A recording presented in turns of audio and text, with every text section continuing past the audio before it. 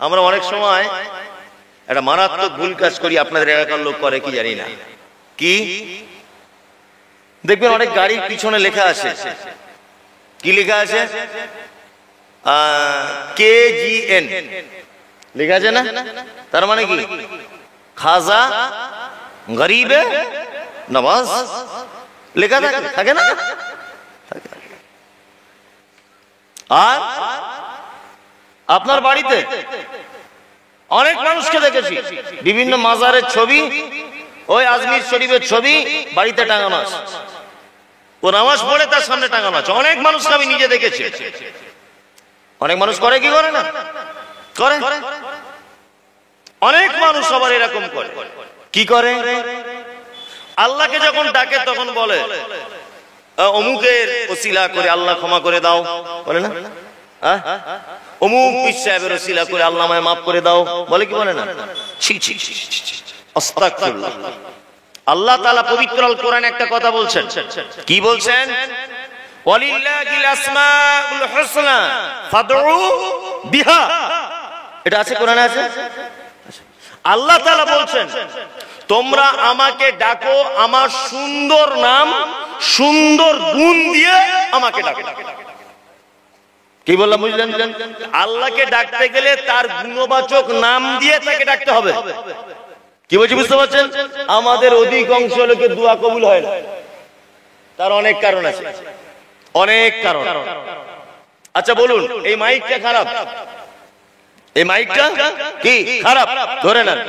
আমি যদি একটা বলি যে মাস্টার মশাই কে আছেন ভাই একটু আসুন তো, স্কুলে চাকরি করেন কে আছেন আসুন, আচ্ছা ও এখানে এসে মাইক ঠিক করতে পারবে? কথা বলুন, পারবে না তো? এবারে বলছি ভাই মাইকের মিস্ত্রি আছেন আশরাফুল, আপনি আসুন, কাজ হবে? কাজ হবে। তার মানে আমরা কোন টাইমে কাকে ডাকতে হয় আর কিভাবে ডাকতে হয় এই জ্ঞানটুকু আমাদের নেই। কি বলছি বুঝতে পারছেন? এবার আপনাকে বলছি এদিকে বেরোন। দোকানে বেচা কেনা খুব কম, খুব কম। ব্যবসা করছেন, দোকানে একদম বেচা বিক্রি নেই। আপনি দোয়া করছেন কি? আল্লাহ তোমার নাম রহমান, তুমি দয়া করে বেচা কেনা বাড়িয়ে দাও।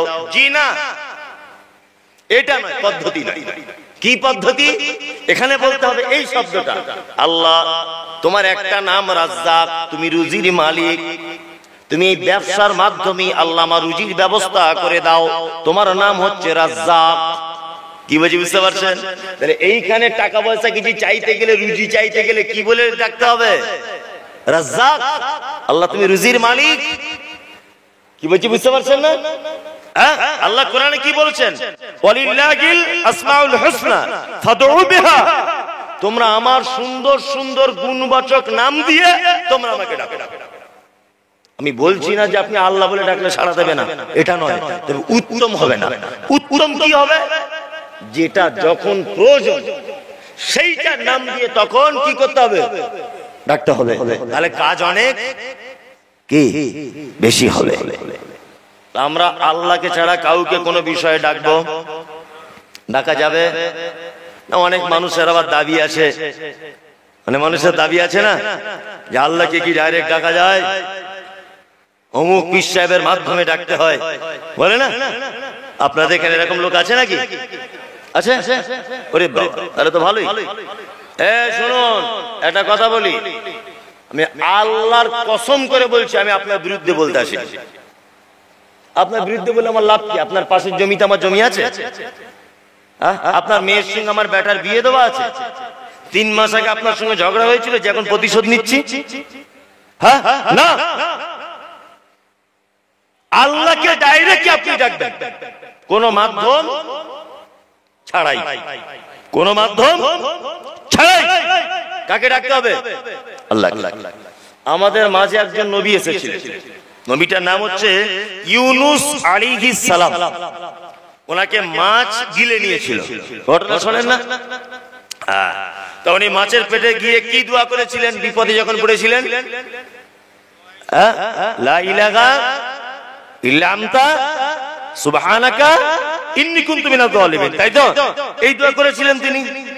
আচ্ছা, আমাদের মাঝে একজন নবী ছিলেন, নবীটির নাম হচ্ছে ইব্রাহিম আলাইহিস সালাম।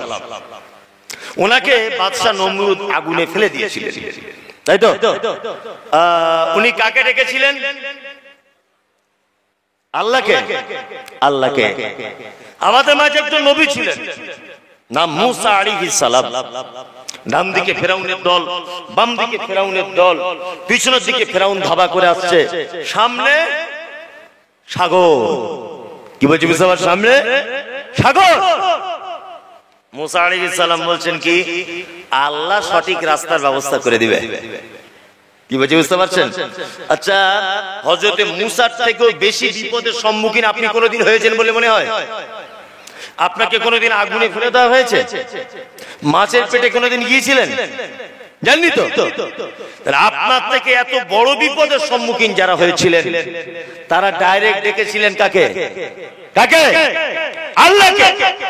আর আপনি এত বড় মানুষ, আপনি এত বড় বোকা যে একটু কিছু হলেই আপনি হুজুরের মাধ্যমে, অমুকের মাধ্যমে আল্লাহকে ডাকতে চাইছেন। আস্তাগফিরুল্লাহ।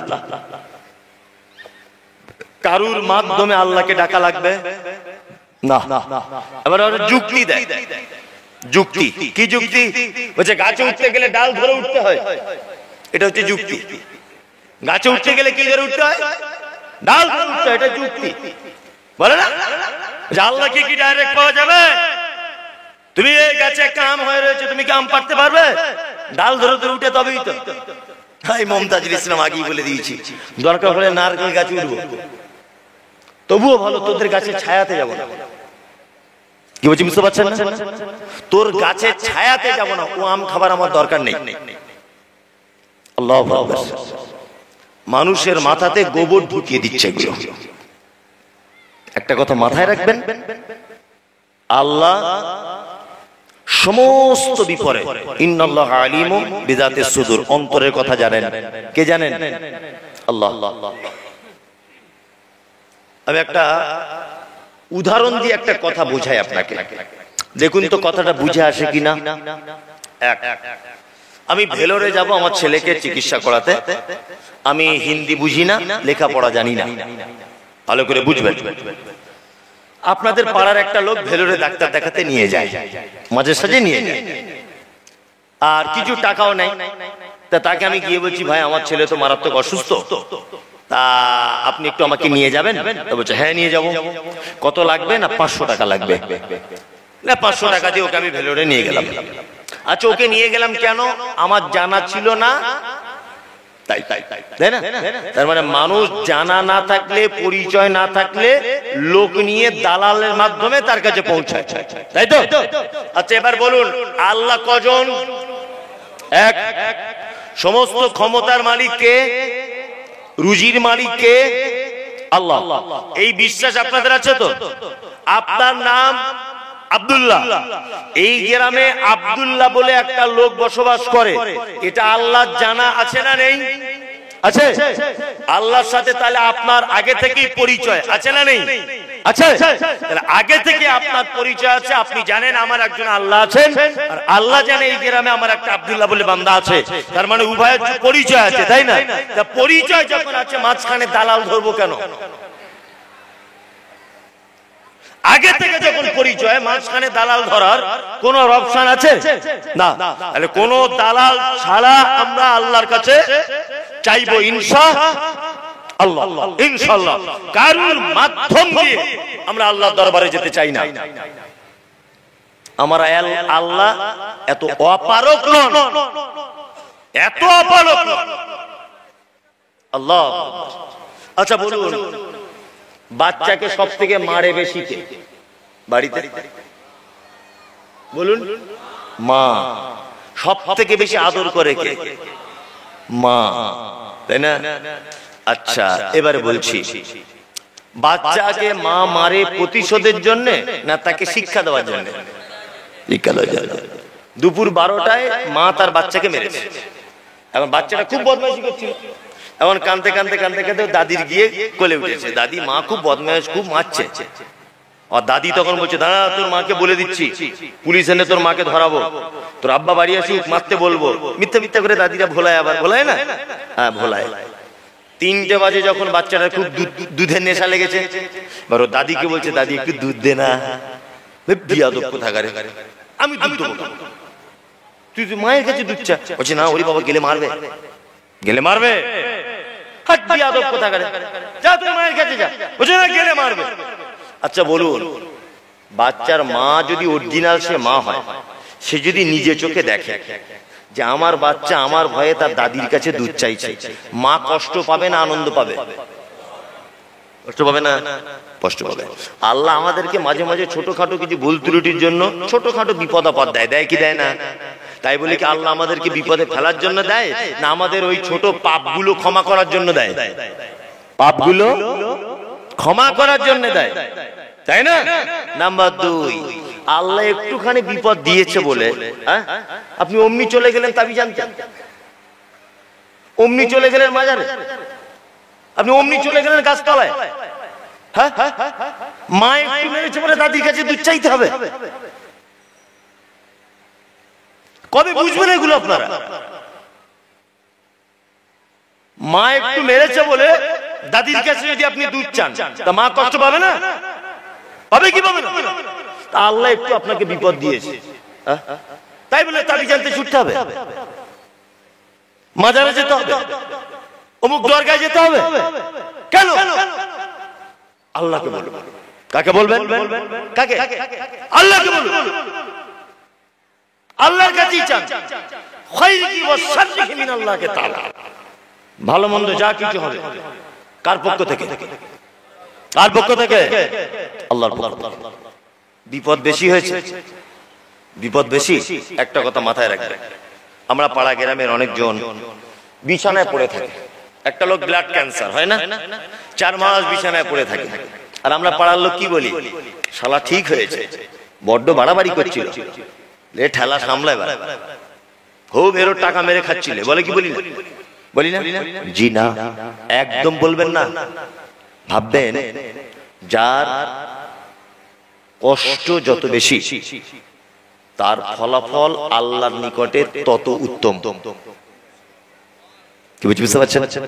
3 মাস বিছানায় পড়ে আছে মানে ভাববেন ওর বড় বড় পাপগুলো আল্লাহ বিছানায় ফেলার মাধ্যমে মাফ করে ওকে জান্নাতে পৌঁছানোর ব্যবস্থা করছে। কেন?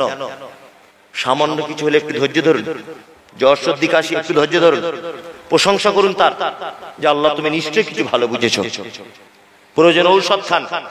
কিন্তু আল্লাহকে বাদ দিয়ে অন্য কারু কাছে যাওয়া যাবে কি না?